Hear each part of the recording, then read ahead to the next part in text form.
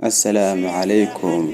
Khubarada dhanka ammaanka marka ay ka hadlayaan sugidda ammaanka dal ayaa waxa ugu horreeya ay ku taliyaan waxay tahay helidda hay'ad sirdoon oo awood leh. Sababtaas ay dalalka dunida dhaqaalaha ugu badan ugu bixiyaan casriyeynta iyo horumarinta awoodahooda. Silsilad lahaantiinba daawade halkaad naga daawanaysaan waa kanaalkeena Maysar Cabdi, waxaana idinla hadlayaa Nuur Cabdi Nuur. waxaa maanta xagana ku furi doonaa xalqadeena koowaad ee taxanaha sirdoonada caalamka. Sirdoonku waxa uu ka mid yahay waxyaabaha udubdhexaadka u ah dal waliba, isla markaasna xogaha dibadda iyo gudaha ee ay keenaan ayaa lagu saleeyaa danaha qaranka iyo sugidda amniga. Hay'adda sirdoonka qaranka waa difaaca ugu horreeya ee qaran uu leeyahay, waana hay'adda u qaabilsan helista xogaha qarsoon iyo hagaardaamooyinka loo maleegayo dal. Laakiin dalalka oo dhan ma noqon karaan isku awood dhaqaale iyo sirdoon. Haddaba waayo shanta hay'adood ee ka midka ah kuwa awoodda iyo saameynta badan dhanka sirdoonka caalamka. Kaalinta koowaad waxaa soo gelaysa hay'adda sirdoonka Mareykanka ee lagu magacaabo CIA. Hay'adda sirdoonka Mareykanka ee CIA ayaa waxaa la aasaasay sanadii 1947-kii. waxa ay hay'adan sirdoon xirfad ahaan si aad ah ugu sarreysa hay'ado badan oo caalamka ah, isla markaana waxa ay wax badan ka ogyihiin dhacdooyinka caalamka ka dhaca. Hay'adda CIA ayaa dowladda Mareykanka u qaabilsan ururinta xogaha sirdoon ee dibadda iyo mararka qaar gudaha. Si rasmi ah looma shaacin tirada shaqaalaha sirdoon ee hay'adan, laakiin waxaa la rumaysan yahay inay ka mid yihiin kuwa ugu awoodda badan uguna dhaqaalaha sarreeya sirdoonka caalamka. Hay'adda sirdoonka qaranka Mareykanka ee lagu magacaabo CIA waxaa agaasimo ka ah waqti xaadirkan la joogo William J. Burns. Kaalinta labaad waxaa soo gelaysa hay'adda sirdoonka Israa'iil ee lagu magacaabo Mossad. Hay'adda Mossad waa hay'ad sirdoon Israa'iil, waana hay'ad aad u awood badan. Mossad ayaa waxaa la aasaasay 1949-kii, sanad kadib markii la aasaasay dalka Israa'iil. Israa'iil waa dal ay leeyihiin Yuhuud ku nool bartamaha 5 dal oo Carab ah. Caadiyan waxa ay u baahnaayeen hay'ad sida Mossad oo kale ah oo indhaha ku haysa cadowga xuduudaheeda.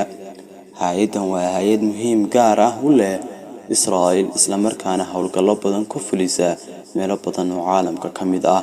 Dhaqanka Mossad ayaa ah in ay u diyaargaroobaan halisaha waaweyn. Dhaqankaas oo ka imanaya xaalado adag oo jira waqtigaas la aasaasay hay'adan. Taariikhda Israa'iil ama dagaal ayay kula jiraan dalalka Carabta ama xaalad colaad ah ayuu ku jiray maanta. Israa'iil waa quwad weyn, hase yeeshee dhaqanka Mossad waxba iskama bedelin. Xarunta MI6 hay'adda sirdoonka Britain ee lagu magacaabo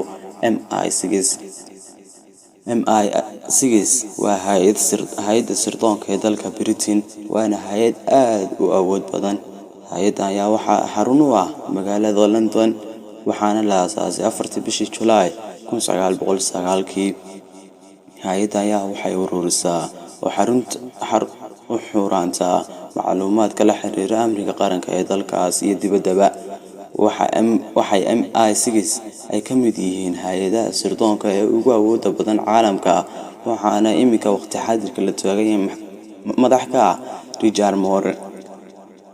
ISI Pakistan. Hay'adda ISI waa hay'adda sirdoonka qaranka Pakistan, isla markaana waa udubdhexaadka amniga qaranka dalkaas. Hay'adan ISI waxaa xarun u ah magaalada Islamabad, waxaana la aasaasay sanadii 1948-kii.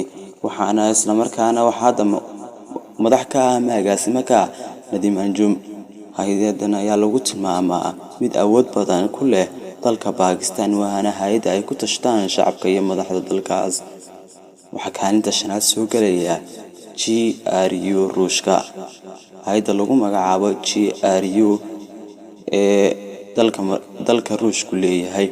GRU waa hay'adda sirdoonka Ruushka, isla markaana waxaa la aasaasay sanadii 1992-kii.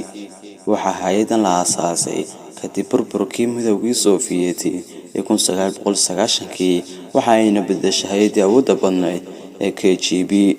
Hay'addan ayaa waxa ay sii xoogaysatay markii uu xilka madaxnimo Ruushka uu la wareegay madaxweyne Putin. intaa waxaan ugu eeg muuqaalkeena maanta aynu ku daafuraynay sirdoonada caalamka uguna saameynta badan uguna dhaqaalaha sareeya waqti xaadirkan. haddaad nagu cusubtahay fadlan subscribe noo saar gambaleelkana furo si ay kusoo gaadhaan muuqaaladii ugu dambeeyaan barteedan soo dhigno. mahadsanidin hanaga dhicina mar qura. في ساحة للعلم كنا نلتقي والحب والإخلاص زاد قلوبنا نمضي. في ساحة للعلم كنا نلتقي والحب والإخلاص زاد قلوبنا نمضي. في ساحة للعلم كنا نلتقي والحب والإخلاص زاد قلوبنا نمضي. في ساحة للعلم كنا نلتقي والحب والإخلاص زاد قلوبنا نمضي.